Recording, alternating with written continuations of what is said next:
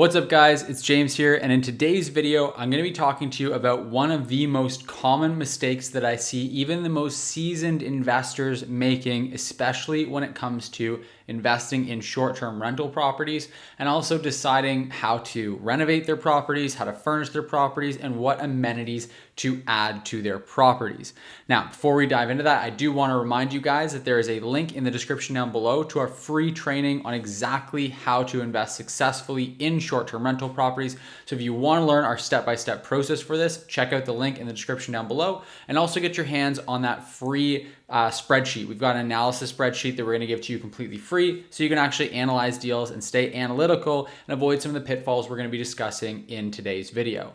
Now, that said, I want to talk about this big kind of mindset shift that I think is really, really important for investors to make if they want to get really great returns. And it's especially important with short-term rentals. And the mistake that I'm seeing people make really, really often is clouding the line for themselves between spending and investing.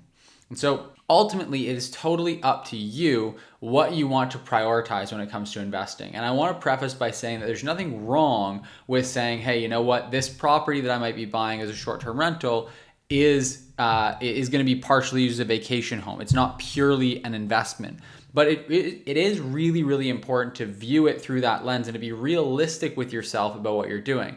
Because what I see people doing a lot of is they'll buy a property as an investment, but really they're seeing it as a vacation property. They're buying a second home and they're justifying that purchase, that consumptive purchase, by saying that they're going to short-term rent it. And this can lead to a whole number of different issues. And on the flip side of this, I'm also seeing a lot of people go and try to justify investing in a short-term rental when the numbers don't really pencil out, and then just using it as a justification by saying, oh, you know, I could just go by and visit the property. I get free vacation. So even if I'm only earning maybe 5% cash on cash, it's whatever because I still get to use this property.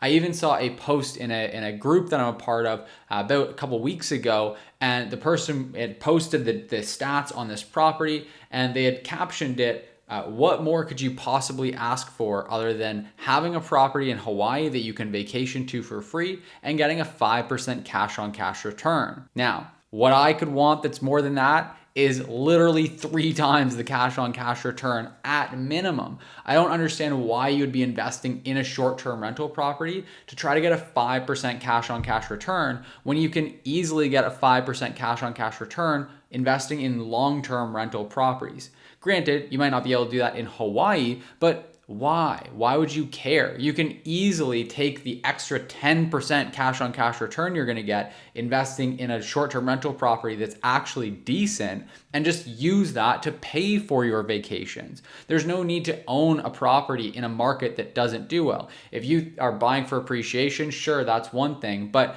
I frankly don't think that's a good strategy when it comes to short-term rentals. Short-term rentals, the whole big benefit of them is how incredibly well they cash flow. And so if you're buying one that doesn't cash flow well, you're, in my opinion, taking unnecessary risk. Because ultimately that cash flow is what protects you if the market drops down, anything were to happen, if your income weren't to be what it is now. You want to have steady cash flow and you want to have substantial cash flow. It's going to way more than cover your cost of carrying the property.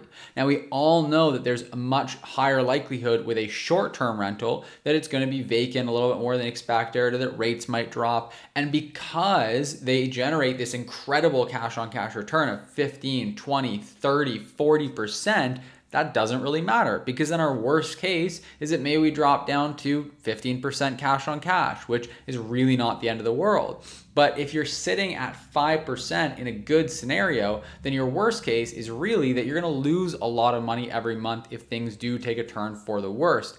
And so that's why I really would caution people from trying to justify their investing decisions with these emotional arguments such as, you know, I'm going to vacation there, or going and spending. This is another one I see often, is people will go and spend more on their renovation and they'll justify that emotionally by saying, oh, well, it looks so much better and I'm going to enjoy spending time there. Or they'll go and they'll spend way more than they should on an amenity like a hot tub or a sauna, and then they'll go and justify it by saying, well, I bought the top of the line one because then I'm going to go and use it. Well, I mean, you really have to distinguish. You've got to draw a line somewhere. And okay, if you want to use it as both, that's fine, but you have to be honest with yourself, is I guess the most important piece. Because what I see far too often is people going in and they're trying to justify their poor investing decisions later on down the road. They're lying to themselves early on and saying, I'm buying this as an investment, but then they're justifying their poor decisions down the road by saying, well, I'll use it as a vacation home as well. So I think it is really important as an investor to go in eyes wide open. If you are going to be using a property for both a vacation property and a short-term rental property, that is fine, but make sure that you have realistic expectations of the income you're going to bring in, and make sure that you don't go overboard and overspend on how much you're paying for the property, overspend on the furniture for the property, or overuse it to the point where now you're vacationing there so much that you're not earning the income that allowed you financially to be okay with actually purchasing the property to begin with in the first place. So that is my take for the day. I hope you take it for what it's worth and don't make that mistake. I see that happening far too much. And again, if you guys are interested in learning more about how to invest successfully into short-term rental properties, get really great cash flow, really great cash on cash return, make sure you're analyzing properties the right way, picking them, buying them, setting them up, managing them, absolutely everything from start to finish, check out the free training that's linked in the description down below. We're also, like I said, going to give you our analysis spreadsheet completely free just for checking out that training. So you'll be able to analyze some deals and make sure that you know your numbers. So with all that said, please, if you haven't yet, if you're watching this video and you haven't yet subscribed to the channel, then make sure you hit that subscribe button. It's right down below the video. Make sure you hit that subscribe button. Give this video a thumbs up, give it a like. It helps me out tremendously with the YouTube algorithm. If you have any questions, any comments, any thoughts, anything you want to share, let me know in the comment section down below. And otherwise, have an awesome rest of your day, and I'll see you in the next video.